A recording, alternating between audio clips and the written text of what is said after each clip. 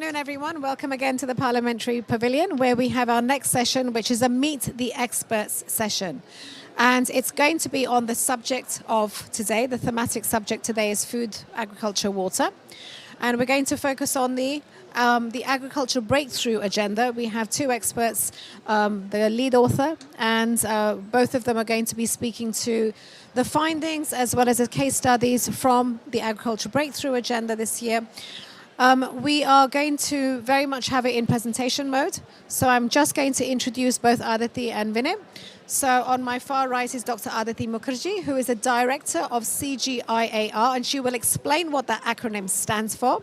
CGIAR Climate Impact Platform. And next to her we have Dr. Vinay Nangia, who is the research team leader for Resilient Agri-Foods Systems at ICADA and CGIAR. And of course, Vinay, you are also going to introduce our colleagues who are joining in person and also all those who are joining live stream what ICADA stands for. So without much further ado, I'm going to invite Aditi, please, to present the findings. And if you want, you can also just move away from the stage. Thank you very much. Over to you. Thank you, Malini, for that nice introduction. The CGIAR is the world's largest publicly funded research and innovation organization. We work on food and nutrition, mostly in the low and middle income countries. We work in over 80 countries in Latin America, Africa, and Asia. And we work across the entire value chain of agriculture. So today what I'm going to present is the breakthrough agenda which the CGIAR led in 2023 as well as in 2024. So the breakthrough agenda, to give a little bit of a background, was launched at COP26 in Glasgow. And it has various sectors: steel, cement, transport, buildings, etc. And agriculture is one of the sector. And this agenda is literally about how do we reduce emissions in the most cost-effective and as fast as possible. So we did the agriculture report this year, and I just want to give a very short background. I think I'll take around 20 minutes. And then Vinay, my colleague Vinay, who is also from a CGIAR center, ICADA, will come in and talk about some of the work that we are already doing based on the recommendations. So why agriculture? I think as many of the audience there knows already that agriculture has a dual role. Agriculture is hugely vulnerable to climate change because this is the most weather dependent sector. So whatever changes happens in the climate impacts agriculture first because it is one that's exposed to floods, to droughts, to rainfall variability. So in that sense, also the fact that majority of the world's farmers, who also happen to be the most vulnerable people, are actually earning their livelihoods in agriculture. So it's a very vulnerable sector. So in that sense, agriculture is a victim of climate change. On the other hand, agriculture is also responsible for up to 1/3 of the emissions, which is warming the planet. So it is that way also causing climate change. So it is in that sense a really, really special sector. We have high amount of vulnerable people dependent on this sector for their livelihoods. And at the same time, we have to reduce our emissions there. So that is a bit of a background on why agriculture is important. And while we have to, and this is how the entire agriculture value chain looks like, right from the pre-production, when there is emissions, for example, land use change, fertilizer manufacturing, equipment manufacturing, all the way to waste disposal. And emissions happens at every bit of that value chain. What we are doing today is actually in this report this year, we focused on emissions from two sectors which are the largest within agriculture and agri-food. Those are fertilizer sector, both manufacturing as well as application, and the livestock sector. And we focus on the enteric emission from livestock because livestock also has emissions from the manure side of the story. Our science, the latest science, IPCC AR6, of which I was a part, was very, very clear that unless we have deep and immediate emission reduction, we will not reach our 1.5 degree goal. But again, as I said, the challenge in agriculture is indeed that if you cannot reduce emissions and if it also affects livelihoods and food security of the people. So emission reduction has to come in a just and equitable way. So that's what the breakthrough agenda is looking at. How do we make climate resilient agriculture most attractive to farmers so that they're widely adopted by 2030? What does it actually mean in practice is that any principle, any technology or approach is considered a breakthrough if it contributes to these four things. One, the technology has to lead to sustainable increases in productivity and incomes. Well, not where productivity is already very high, but in low and medium income countries where there is a huge productivity gap. So that's the first one. Then it has to also, those technologies have to promote soil, improve soil and water resource management. I mean, the quality of the soil and water resource has to improve. It has to lead to reduced greenhouse gas emissions, and finally it has to also contribute to adaptation and resilience. So as most people who work in agriculture understand that because the agriculture sector has not seen consistent investments for a very long time from a climate focus, we do not have a whole lot of technologies that focus on all the four. In this report, we are actually focusing on technologies that are reducing emissions while not making the rest of the three conditions worse off. But what we have to really move in is to technologies that are making all the four better off. So we have to have win-win solutions, and we are going there, but we haven't got there yet. Of course, since COP26 in Glasgow, we know that agriculture has got a lot of attention. So these are the four dimensions of the breakthrough, and this diagram shows that a lot of initiatives have been launched in this sector, but with kind of different efficacies. Then in this report, we are saying that we have 5 pathways for achieving these breakthroughs. Pathway 1 is around reducing unsustainable consumption. So one of the pathways is around reducing food waste. Another pathway is towards reducing unsustainable intake of animal source proteins, etc. Then the pathway 2, I have already mentioned, around increase in production of sustainable, healthy, nutritious food. Pathway 3 is around reducing damage of natural resource. Pathway 4 is around reducing emissions. And pathway 5 is around prioritizing the needs of interest of the smallholder producers. And some of the work that I know my colleague Vinay will focus on actually addresses various of these pathways. And the good thing is that similar thing can address more than one pathway. So we really have to find things that are addressing most of these 5 pathways. In the last year's report, we had looked at 7 technologies, but now we are looking at 2. So I do not want to go into too much details. I believe that this presentation will be available. But the 2 things that we did in this year's report, and we have also the QR code for scanning the report, we looked at livestock and how to reduce enteric methane emissions via feed additives, that is in the high income context where the livestock is stall fed, and as well as a similar thing, but in the low and medium income context where there is more of a pastoral system. So in this one, we are talking again of reducing enteric emissions. That's the emissions that comes out of livestock when they basically barf. So that's the main source of emission in livestock. In the low income countries, actually animals are not stall fed. They forage on the ground. These are pasture fed. So we are actually looking at how do we reduce emissions for that kind of livestock systems. Why do we need to reduce enteric emission from livestock? We have lots of data and statistics here. I don't need to go with all of them. But the most important part is that methane emissions, there are 2 sources of methane emissions. One is the fossil fuel industry. One is the oil and gas production. But the other source of methane emission, which contributes to a large 35% of the agri-food system, is the methane emission that comes from livestock. So this is, we have to target, if you have to target emission reduction in agriculture, methane will be one of the top contenders. And as most of us know that we do have a methane pledge that was launched last year in Dubai. So action is happening on the methane. On the fossil fuel side, we also need action on the livestock side. So what we are doing is here we have highlighted 2 technologies, and we have the QR code of the fact sheet which has more details. Please go ahead and download.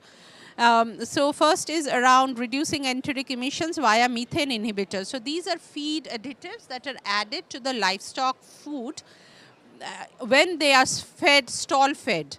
And this is something that is quite appropriate in high income countries. There is one that we kind of showcase, but there are others also. 3-NOP of Bover is one of those products. The idea is that if these are fed on a regular basis to livestock, they actually emit less methane during the biological processes. Our second one is, but it's important to note, so this is kind of a stall-fed system. But a lot of our systems are not like these. Those would be open pastures where cattle goes and eats the forages that's on the ground, basically grasses and other things. And in those kind of circumstances, stall feeding will not work. In that case, we are working with grant from BMGF and Bezos Foundation around developing low-emission methane forages. So these improved forages, including some of the existing ones like legumes and grasses, are enriched with anthomethanogens compounds that will actually reduce the amount of emissions from these cattle. So these were the two technologies. Again, we have the fact sheet here. You can download it. And we are happy to report in this particular report that a lot of initiatives have come into being, the most important being the Global Methane Pledge, which was launched at COP26. And then all the action since then, which has happened in the various places, including the COP28, where we had a Dairy Methane Action Alliance. Then we in 2023, the Global Methane Hub launched the Enteric Fermentation R&D Accelerator. So lot of international action, both in R&D, happening here. Our second technology is fertilizer. Now with fertilizer, it's important to know that we have two sources of emission. One is emission when the fertilizer is being produced. That kind of accounts for 30 to 40%. And the second part of the emission is when the fertilizer is being used on the crop. So in this report, we deal with both those emission reduction. So our first technology, again, download the fact sheet, is from reducing emission from fertilizer production via green ammonia. So one of the technologies that really revolutionized agriculture was the Haber-Bosch process that produces ammonia and nitrogenous fertilizer. Excuse me. But that happens through fossil fuel. Now we have a technology that can do that. Instead of fossil fuel, we can use renewable energy to produce green ammonia. And even though that is a bit more expensive than the conventional brown ammonia. But this technology has a lot of potential. It's a part of various initiatives. So we focused on the green ammonia in this report. Then we have looked at, the second one that we have looked at is site-specific nutrient management, which means that we have actually very many parts of the world where we are using more nitrogen than we need to. In those cases, we recommend, and CGIAR has a long history of work in this, we are recommending that the right amount of fertilizer be used in the right place at the right time. And for that, we need to know the soil type, we need to know the crop growth. And for these, right now, we are using big data science, crop modeling, geospatial analytics for getting those advisories to farmers. So that's the second one. And some of these have been, so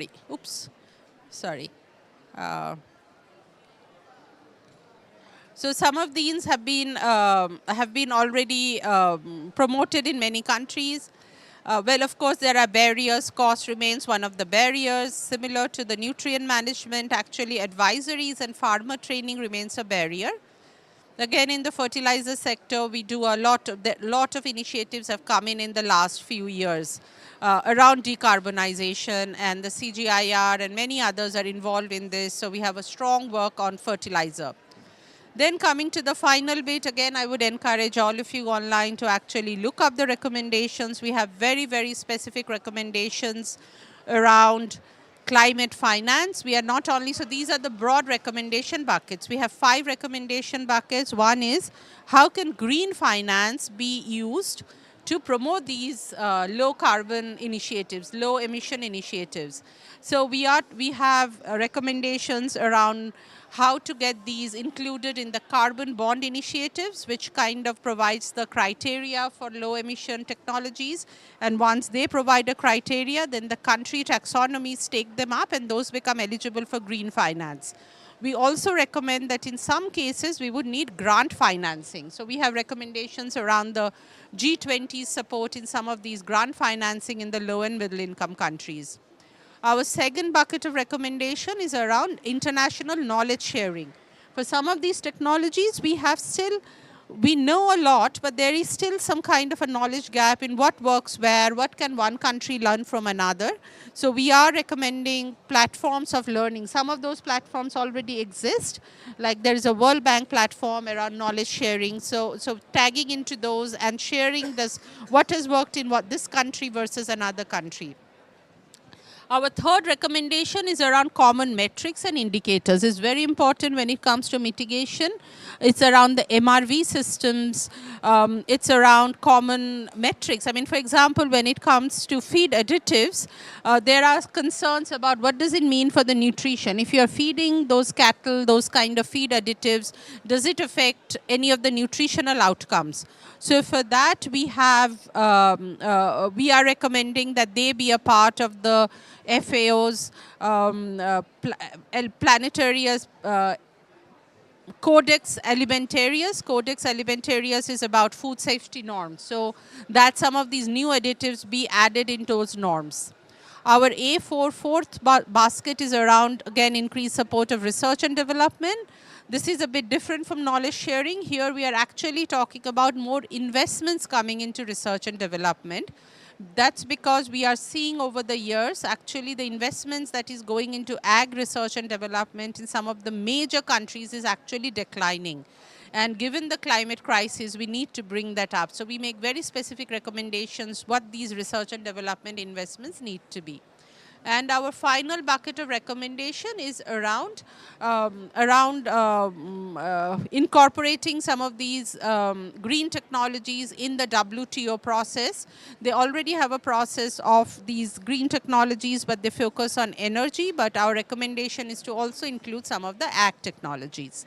So I think that is my last slide. So these were all of us who were involved in it. And I would just go back to the first. This is again, the whole report is available online. So this is the QR code.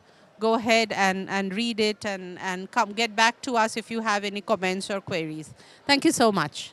So thank you very much. Aditi, why don't you come here so that we can acknowledge you and the wonderful presentation that you gave. Before we move to Vinay, I would like to bear in mind something. When we come back to a discussion, so I have a couple of questions for you. For us and for our constituency, it's very important to understand where they can play a role. So whether, for example, you have a policy package, these are absolutely essential policies which would be very helpful for us to, for example, achieve one of your recommendations, which is around the metrics. Yeah, and whether, for example, there is a model law, right? That makes things a lot easier because we're not suggesting that there's one size fits all, but at least they have a template for might work in their country context. These are the strategies, these are the policies that you may wish to deploy to ensure that you have the private sector able to invest in your country. Yeah, so if after Vinay's contribution, we can perhaps drill a little bit deeper in that.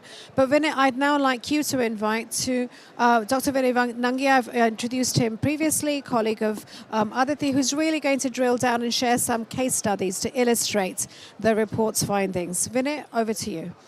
Thank you, Globe. Thank you, Malini, for the invitation to Aditi and me for coming and speaking to your constituents here today. Just as a background, Aditi and I work for CGIAR. CGIAR is world's largest publicly funded international agricultural research organization. We have close to 10,000 scientists working in almost 80 developing countries. So it's a big network with almost a 1 billion per year annual research budget. And we have been in this business for a really long time, and it's an internationally funded public organization. So everything we produce is the international public good. So it's an NGO kind of a model, and we are trying to really help the smallholder farmers and the people at the bottom of the pyramid. I work for one of the 15 CGIAR member CGIAR centers. My center is called ICARDA, which stands for International Center for Agricultural Research in the Dry Areas. So our business is water scarce environments, dry areas of the world, which are a big area. Here's a map showing you the global dry areas, and you can see it stretches all the way from China till about the western part of the United States. And we at ICARDA specialize in doing research in the non-tropical drylands. So my team and I look after a region from China till about Morocco. We don't go south of about Ethiopia. Our sister center, ICRISAT, looks after the tropical drylands like South Asia and Sub-Saharan Africa. And my research, my colleagues' research is mostly focused in Middle East, North Africa, and Central Asia, and parts of China and South Asia as well. Like you can see, it's a big territory with a lot of dryness, with a lot of water scarcity. And water scarcity and problems such as malnourishment, civil unrest, fragility, unemployment, malnourishment usually go hand in hand. So the genesis of most of the problems is the water scarcity and the very marginal land that these people have inherited naturally, and they're not just blessed with enough natural resources to make a decent livelihood out of these limited land and water resources. So just a little bit more about the drylands. Almost 45% of the Earth's area can be classified as drylands, and almost 1 in 3 people live in the drylands. So it's a big pressure on these limited land and water resources when there are so many poor people trying to derive a dignified livelihood out of these limited land and water resources. We are losing almost 23 hectares of land per minute to desertification, salinity, and other kinds of environmental stresses in these dry areas. So just to tell you how alarming the situation is, you have ever-increasing high population growth rates, very young population. If you look at the MENA region, a typical MENA citizen is about 23 years of age, whereas a MENA farmer is about 63 years of age. So the farmer is aging. You have ever-increasing demand for more food security, and these land and water resources are under immense pressure. So with already very harsh conditions and the climate change putting additional pressure on it, it's becoming a very alarming as well as a very urgent situation where we are trying to help these smallholder farmers become climate smart. So in that sense, the breakthrough report is basically a recipe on how you can go about helping these smallholder farmers become climate smart in such a way that they're also making profit at the end of the growing season. It's not just trying to be climate smart, but losing your livelihoods because the cost of adoption is too high. So I'm going to give you examples of actually applying these recommendations in the context of the smallholder farmers of Middle East, of North Africa, and South Asia, where we have taken these recommendations and tried to develop innovations that follow the principles of the breakthrough report. And they're actually trying to come up with solutions which are bankable ideas, scalable ideas, and actually are taken up by the governments, and they're promoting these in their home countries. So this is the breakthrough report that Aditi touched upon, and I'll just go through certain examples on how we are trying to cut down the fertilizer use, how we are trying to bring in digital services, how we are trying to reduce the emissions from different irrigation systems, and so on and so forth. So to start with, the ICARDA is mandated with doing plant breeding and animal breeding for dry areas. So we are mandated to do breeding of, say, sheep and goats and camels, so that we can develop varieties that can withstand harsh weather conditions, that require very little water, can survive on forages that grow in this part of the world, and they have palatability to consume the kinds of forages that are growing in this part of the world. Similarly, our plant breeders are also working towards developing climate-smart plant varieties that can withstand the present as well as the future climatic conditions. So ICARDA is mandated to do research on some of these crops. Like we are doing a lot of research on wheat, on barley, on faba bean, lentils, legumes, date palm, cactus, There's so many different crops that have originated in the dry areas that have the natural traits to survive in these conditions. And we have a very respectable, very big gene bank that collects the wild relatives, because the genesis of agriculture was in this part of the world. If you look at the Fertile Crescent, the Mesopotamian plains, the Egyptian civilization, that's where the domestication of plants started to happen. So the wheat, the origin is in this part of the world. The barley originates in this part of the world. So our gene banks have these traits, these wild relatives that hold on to these properties that are needed in the present and the future climatic conditions that we can find the answers to. So some of the digital tools we use are for data mining, trying to find traits that these wild relatives already have that we can bring into the new modern varieties that we are trying to develop for the farmers of today and farmers of tomorrow. So if a variety can withstand the harsh conditions of the Middle East, North Africa today, probably Southern Mediterranean will be needing that in the future, or maybe US or Canada may be facing similar kind of conditions in the future, and we may have the answers for the rest of the world. So what we say is the dry areas of today are the living labs of what the rest of the world is going to face in the future. So we are not only serving the people who live here, but we are also serving the humanity that lives elsewhere, but may be needing these varieties and these solutions, these innovations in times to come.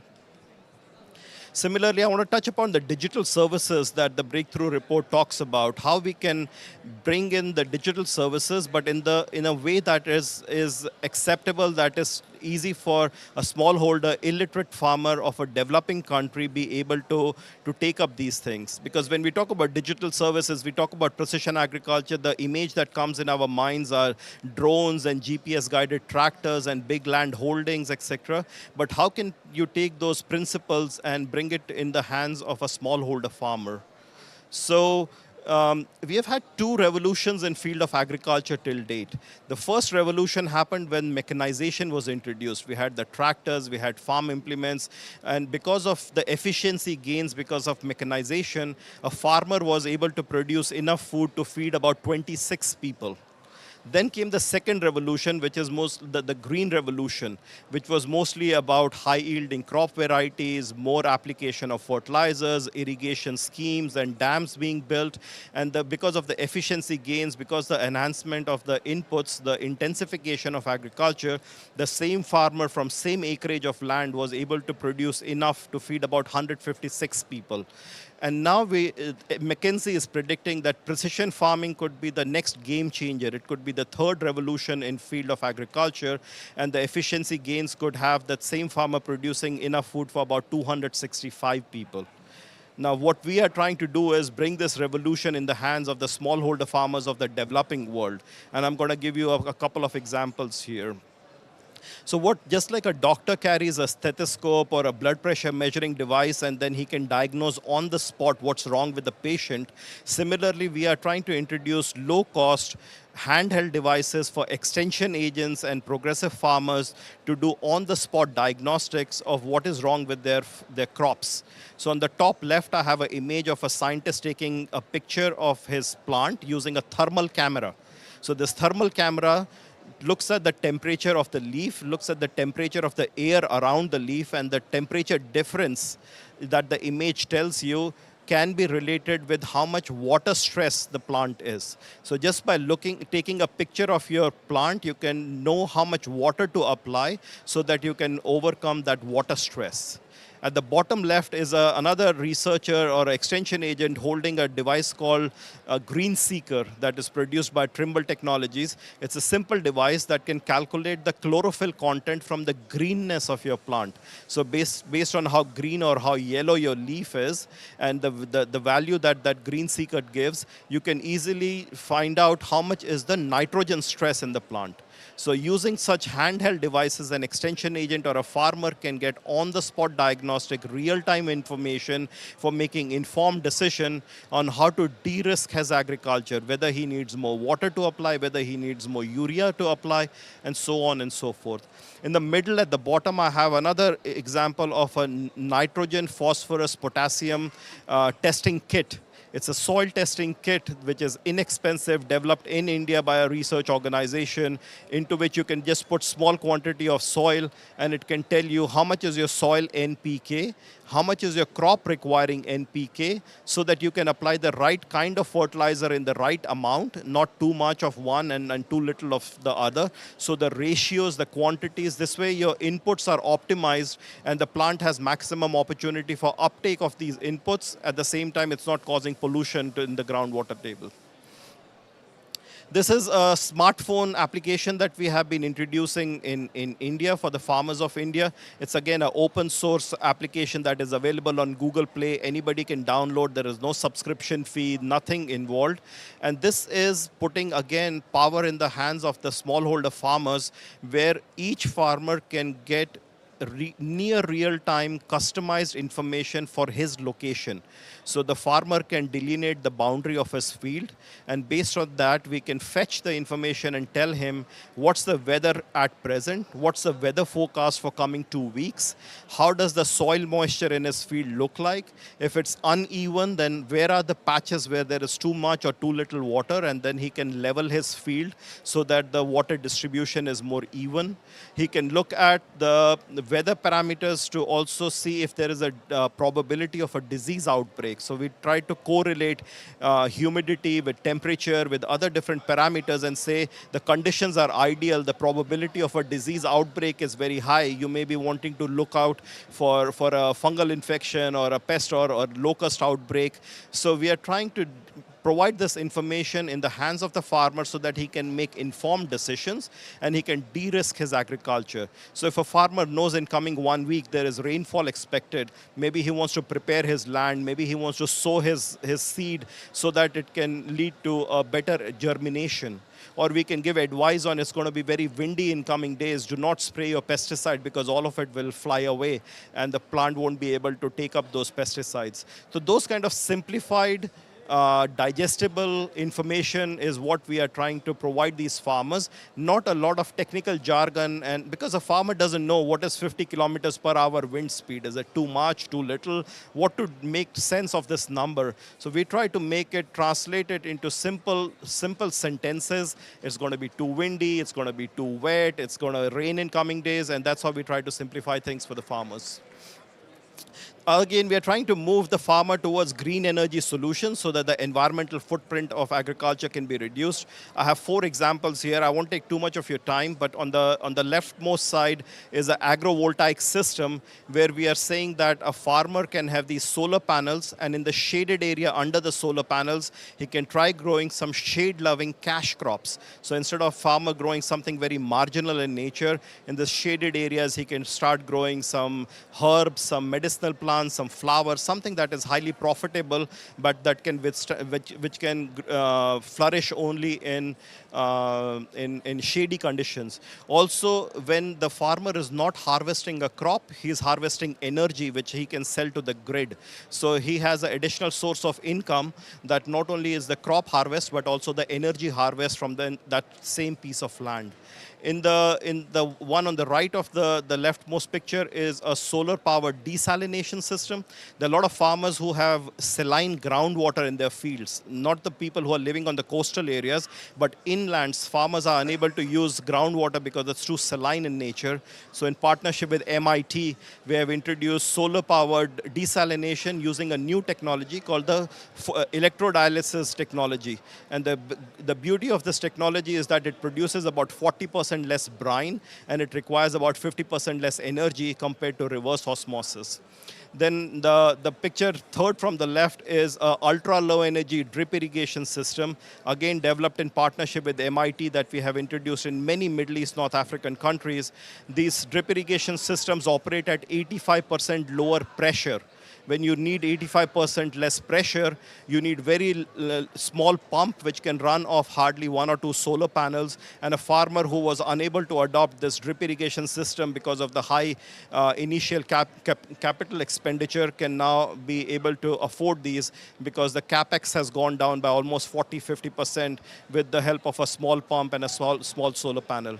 On the extreme right, we have pictures from Sharjah, where inside a greenhouse, inside a hydroponic system, time, we have introduced what we call the root zone cooling system. What we have discovered is that a greenhouse need not be fully air conditioned. It's just the root zone that needs cold water. So instead of cooling down the whole ambient air, the chamber, the greenhouse, we are only cooling down the water and applying it to the roots. This way we have reduced the water and the energy requirement for greenhouses by 90%. This is another example that we are doing in partnership with FAO. It's a network of eddy covariance flux towers. These flux towers can measure greenhouse gas emissions, evapotranspiration. So it's surprising that Middle East North Africa is most water scarce, yet we don't have a gold standard data on how much water are these plants losing on a daily basis. Most of it is just an approximation or an equation or remote sensing. So to fill that knowledge gap, we have been maintaining this network of flux towers in 6 countries. And in recent times, just last year, we have additionally added Saudi Arabia, Oman, and UAE to this network. And for every 15-minute interval, we are making this data available to anybody all over the world who wishes to know how much water is being lost by different crops in different places, whether it's up in the mountains, it's in the plains, or it's in the Jordan Valley. And people are deriving new knowledge products out of it. Youth who want to develop their own smartphone application are using this for remote sensing validation. They're using it for simulation modeling, for water accounting. So this gold standard evapotranspiration data is helping lots of youth come up with business models. At the same time, farmers have informed decision on how much water to apply. Alternative protein was another thing that Aditi touched upon, how we can move away from meat-based diets to plants that can provide the protein sources. So if you look at, when we talk about food security, most people talk about how much wheat are you producing, how much rice or how much maize you are producing. But food security also implies what is on your plate. So if you can substitute some of the meat with some of the plant-based proteins, this is something that we are trying to move towards, how you can have balanced nutritive diets which have very low environmental footprint. At the same time, they are very profitable for the farmers. So it's part of our 2030 strategy, how you can introduce profitable diversified cropping systems. So here is an example where a Moroccan farmer, if he tries to grow only wheat after wheat year after year, he hardly earns $800 a hectare. If he introduces lentil, he starts earning about $600 additionally on top of the 800. But what we have tried to introduce is just using the same land, same water, just a little bit of the residual soil moisture that remains on the ground. What if we start doing intercropping between lentils with some onions, with some quinoa, with some chickpeas or beans, and that the same farmers from same acreage of land can go up from $600 to $800 to as much as $10,000, $11,000. That way you are having an alternate source of nutrition for the family of the farmer as well as for the country. You're not having too much of meat consumption, and the farmer is better off because it's helping his top line and bottom line, and it's good for the environment because it didn't cost any extra land or water resources or fertilizers. And finally, I want to touch upon the ecological approaches that Aditi touched upon, how we can move away from having inorganic fertilizer use and be substituted with alternate ways of doing things. So we are into carbon farming, which we have been doing for a long time, but we never knew that we could earn carbon credits for the kind of agriculture that the farmers has been practicing. So we have been introducing things like no-till or low-till agriculture, where we are trying to keep some of the residue cover on the ground so that you're not exposing the soil to the sun, and that way you can prevent some of the evaporative loss from the fallow land that is getting exposed otherwise. So how farmers can cover their land either with plastic or with this residue retention on the ground. We are also trying to introduce cover crops, rotation of cereals with legumes, and biochars and compost and other organic amendments so that the need for fertilizer reduces. These leguminous crops like beans, like lentils, etc., have natural tendency to do biological nitrogen fixation. If you have legumes growing after your wheat, you can reduce the need for nitrogen fertilizer by 20 to 25%. So that's what we are trying to do, is have a rotation system which is beneficial to the farmer, good for the environment, at the same time is giving nutritional security to the people. This is my final slide just to give you a takeaway, especially for the dry areas. We have to acknowledge that some of the climate change induced changes that we have seen are irreversible. We have to learn to live with this, some of the changes that have already happened, and we can't reverse them. So living with some of the climate change is one of the key take-home messages I have for you. The second is that the dry areas that ICARDA specializes in are naturally not blessed with enough water resources. So again, technology investments can't overcome these shortcomings 100%. So we can reverse these to some degree, but not completely. So we have to live with the dryness. We have to live with the natural water scarcity. But at the same time, we have a very young, very aspirational population. And with the advent of new materials, with the nano materials, with 3D printing, with new business models such as Uber, etc., we can bring these innovations into the field of agriculture. We have IoT devices, we have smartphone applications, we have so many things happening outside of agriculture which can find their way into agriculture, which can lead to breakthrough technologies and transformative change in this sector. And CGIAR and ICARDA have been working in this direction for a really long time, and we are looking forward to developing these scalable solutions. We are very contextualized and making bundles of solutions which are meant for the smallholder farmers and keeping those at the heart of these innovations that we are trying to develop for them. With that, I'll stop talking. I just want to acknowledge some of the frequent collaborators and partners and donors that we have worked with, and the work that I've presented was either supported by them or done in partnership with them. Thank you so much, Malini. Thank you so much, Globe, for inviting us. So thank you. That was absolutely masterful from both of you. Could I invite you both back on the stage, please? So thank you very much for unpacking the Breakthrough Agenda report on agriculture, and for providing us with those very specific examples of the breakthrough technologies at multiple levels. So you really covered the ground in terms of the attention to those practices that can help mitigation, those practices which can help with adaptation and building resilience. So Aditi, before we went to Vinay, I asked you just to help us think about those sample policy packages, those model laws. And Vinay, my question for you would be, some amazing and very exciting developments. How can we raise their awareness level, and how can we support you in getting those picked up where they need to be picked up? Because that surely is the challenge. Yes. Thanks, Malini, and thanks, Globe, for hosting us. I think what the Breakthrough Agenda report does is to provide very specific recommendations around, for example, MRV standards that are well accepted. So what we have are actually methodologies that are out there. What we need is now to agree on those methodologies and just move forward. So that's the kind of direction that we want the policies to go. Then another very concrete recommendations we make around the financing side is that we already know that we have a huge amount of subsidies in agriculture. Not all of the subsidies are bad. I mean, smallholder farmers do need to be subsidized as if we want the food prices to remain low, which it's obvious that the policymakers want. So not to say that all subsidies are bad, but to say that there are some subsidies that are encouraging unsustainable practices. Like in many parts of the world, including India, the fertilizer subsidy actually makes urea, the new nitrogen part of the fertilizer, much cheaper than the other components of fertilizers, making farmers, incentivizing farmers to overuse, and that leads to, imbalance in the soil, but it also leads to just more suboptimal crop outputs. So one of the recommendations that we have is how do we make the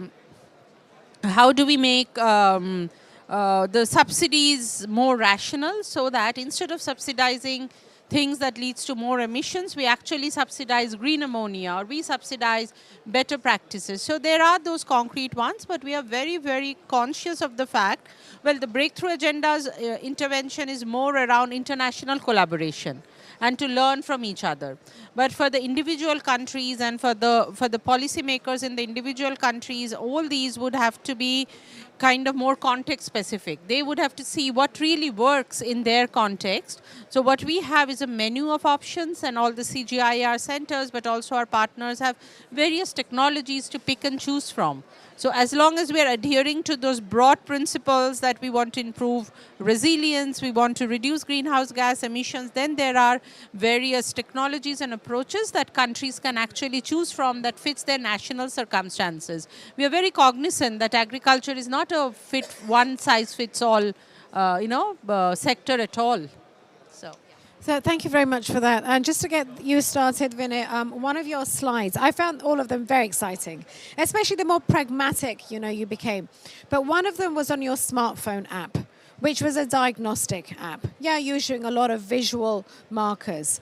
Now, does that also include a guide to service? So you've diagnosed what the problem is. Where do you go next? So is that connected with the problem-solving institution or service provider?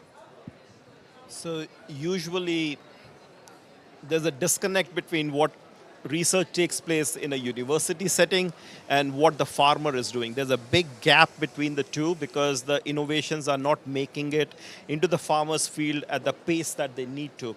So do we need to pay more attention to keep doing more science, or do we pay attention to also where are the bottlenecks? What is preventing these farmers from learning, for accessing these innovations?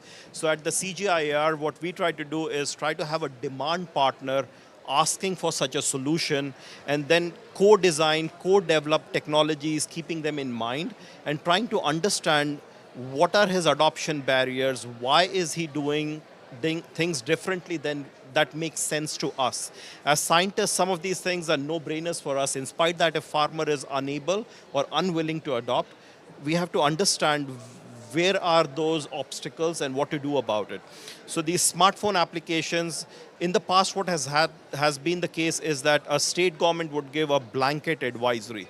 If you want to grow cotton, this is the seeding rate, this is the fertilizer, this is the water, and then you just do it that way, irrespective of how the weather is that year, how the varieties have changed over time, how the elevation changes differ, how one part of the state might be very different from another part of the state, how the soil properties differ from places, what was the crop before cotton that was growing that may affect the cotton crop.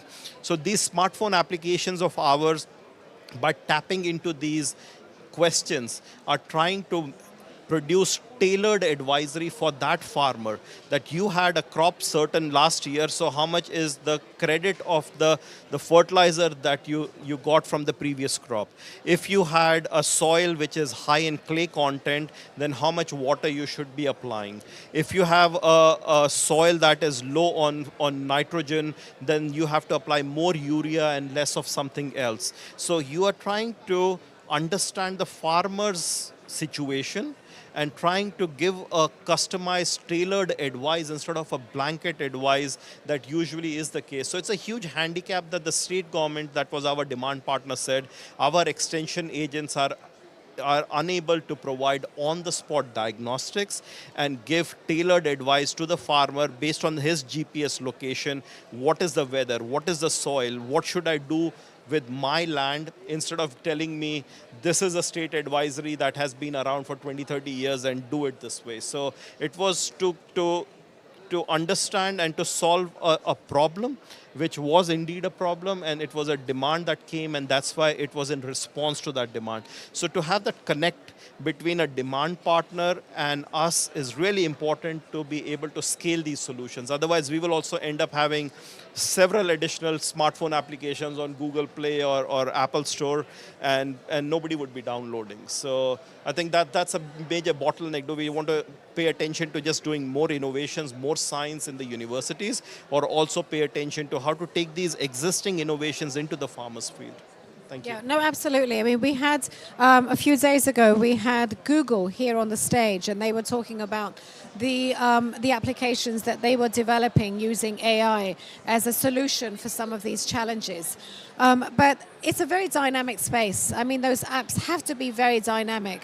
There has to be the user, but there also has to be the service provider end of it, yeah? So you can't just be left with an understanding, well, this is my problem, and I can understand in even smaller fractions of time what my problem is, because now I've got geospatial, remote sensing data, but there's nobody that I can go to in the institutions who can help me with this. So we won't get the answers to all of these questions now, but your presentations have given rise to those kind of very what next questions, yeah? So I hope that we can invite you again. I hope that we can perhaps consider a partnership where we can help you in the dry land regions, yeah, just looking at the continent of Africa, and that we can help socialize further an understanding of the work of CGIAR, the reports, and most importantly, the solutions that you're offering. So thank you both very much, Aditi and Vinay. So please join me in showing your appreciation for them here in person and online. Thank you very much. Thank you very much. Thank you so much.